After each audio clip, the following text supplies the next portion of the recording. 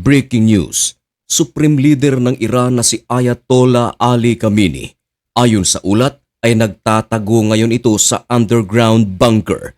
Ito mga kaibigan ay dahil sa gagawin na pag-atake ng United States of America sa loob ng Iran. At ang matindi, paikli pa ng paikli ang araw ni Ayatollah Ali Khamenei ayon sa mga eksperto dahil mula nang maganap ang isang napakalaking kilos protesta sa Iran, umabot na ng 100 na mga officers ng Iran ang nasawi. At eto pa, mas lalo pang nag-alboroto sa galit ang maraming mga Iranians at si Donald Trump sapagkat umabot na sa 36,500 ang mga nasasawi na mga protesters. Yan ang ating pag-uusapan sa videong ito. Pero bago ang lahat, dating gawi, baka naman pwedeng makahingi ng kaunting pabor, pasubscribe naman at ilike mo na rin ang videong ito at i-click ang notification bell. Napakalaki kasing tulong yan para sa aming mga content creators.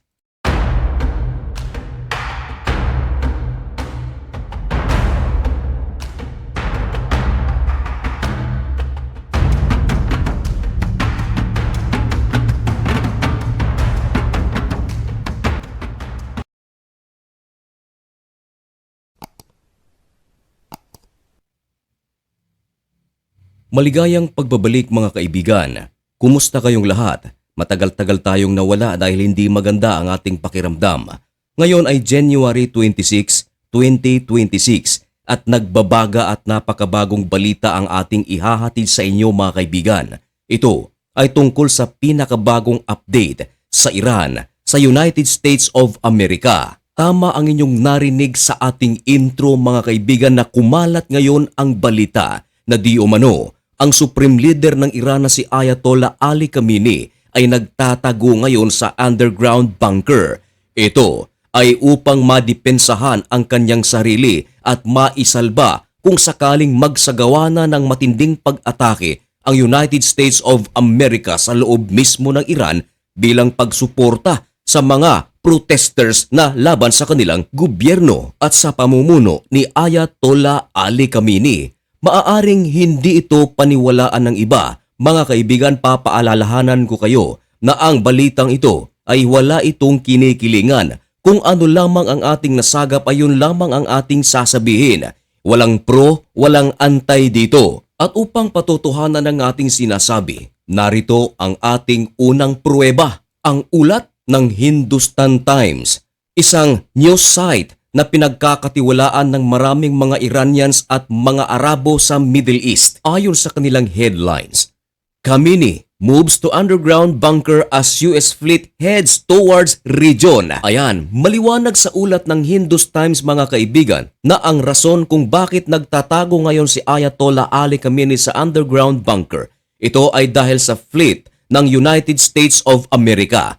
Kapag sinabi kasi nating fleet, hindi ito nag-iisang warship lamang, hindi ito nag-iisang puwersa lamang ng Amerika, kundi fleet nga mga kaibigan, marami o ito ay grupo ng mga warships at marami na rin sa mga fighter jets ng United States of America ay nakakalat ngayon sa Israel at sa Saudi Arabia. Maging ang mga sundalo nito ay nasa mga 20 hanggang 30,000 ay pinapakalat ngayon sa Middle East. Yan ay ayon sa ulat. Of course, normal lang na is-safety ni Ayatollah Ali Khamenei ang kanyang sarili.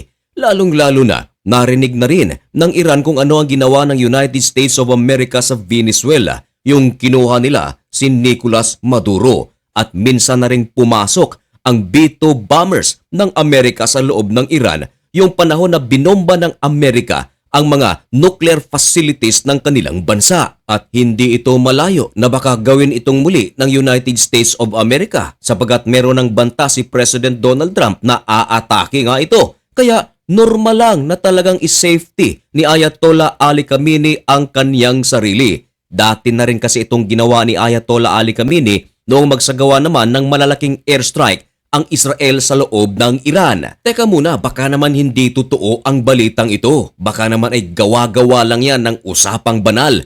Baka naman AI voice lang yan mga kaibigan. Hindi po AI voice ito. Original voice po ito ng usapang banal. At ito pa ang isa sa ating mga pruweba. Ayon sa ulat ng Iran International at exclusive pa nga, meron silang headline na ganito, Khamenei hiding in underground shelter in Tehran. At ang nilalaman ng balita na ibinalita ng Iran International mga kaibigan na ang underground shelter na kung saan dito nagtatago si Ayatollah Ali Khamenei ay hindi raw ordinaryo kundi special talaga ito. Ito ay para lamang kay Ayatollah Ali Khamenei. At baka itanong ng iba kung ang naturang underground bunker na kung saan nagtatago itong si Ayatollah Ali Khamenei ay maliit lang ba? Hindi po. Malaki po ito ayon sa ulat ng Iran International. Marami itong mga interconnected tunnels. Ibig sabihin, makakagala si Ayatollah Ali Khamenei. Pwede siyang magpalipat-lipat ng location upang maiwasan ang target ng United States of America. Kumbaga, lilituhin ang Amerika. Of course, itatanong ng marami dahil nagtatago nga itong si Ayatollah Ali Khamenei, sino ngayon ang namamahala o nagdidesisyon sa buong Iran? Ayon sa ulat pa rin ng Iran International, ang anak ni Ayatollah Ali Khamenei ang siya ngayong namamahala at dito kumukuha ng mga communication ang mga officers ni Ayatollah Ali Khamenei. Matinding galit ngayon ang nadarama ng maraming mga Iranians dahil napaulat din mga kaibigan ng mga officers ni Ayatollah Ali Khamenei ay nagde-deploy ng mga unknown chemical substance na maaaring ikasira ng mga protesters at magbuwag ng marami sa kanila. Ayon sa ulat, marami sa mga protesters ang bigla na lang hinihimatay. Well, baka dahil sa marami na sila, posible na yun ang dahilan kung bakit nahihimatay ang iba. Pero iba ang tingin ng maraming mga Iranians. Meron daw idineploy na unknown chemical substance dahil sabay-sabay raw na nagkukulaps ang maraming mga protesters. At ito pa mga kaibigan, marahil ay hindi mo ito paniniwalaan dahil mula nang sumiklab ang isang napakalaking kilos protesta sa Iran laban sa kanilang gobyerno,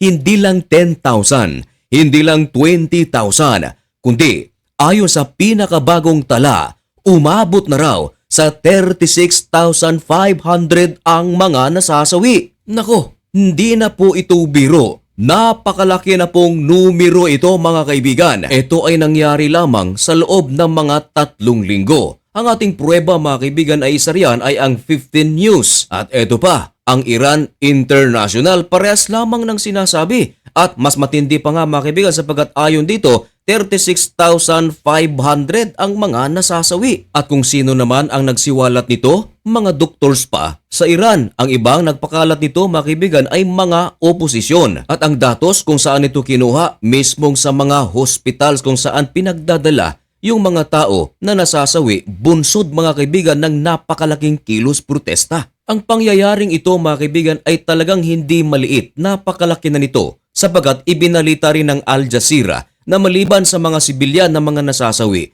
meron ding mga 100 mga officers ng Iran ay wala na rin, mga pulis at iba pa.